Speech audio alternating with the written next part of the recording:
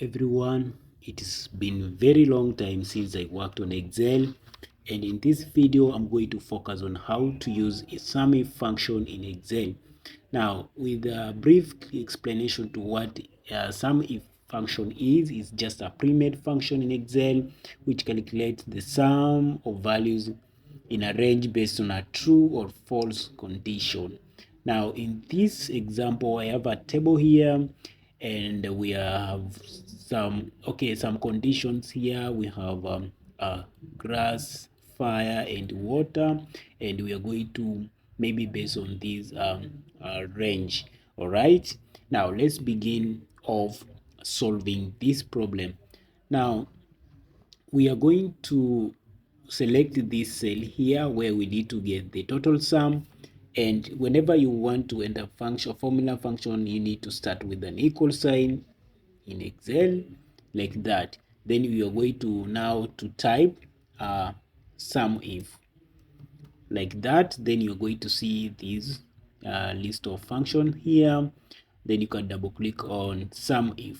Now in this, inside these parentheses, we have some arguments, and we have range, criteria, and sum range. Now the first argument is range, and this is the range, because when you look here, grass is in this range. You can find grass is still can be found in this range. That's why we are going to select this range, then followed by a comma as indicated. Just indicate a comma, then the criteria. Now the criteria we are looking is this one, grass. Now because grass is a string, must be typed inside the quotation marks. Now I'm going to type here grass just like that. Make sure you close it, then a comma. Now the next argument is sum range. Now that is the range where we need to get now the total. Now this is the range, so I'm going to select this range like that.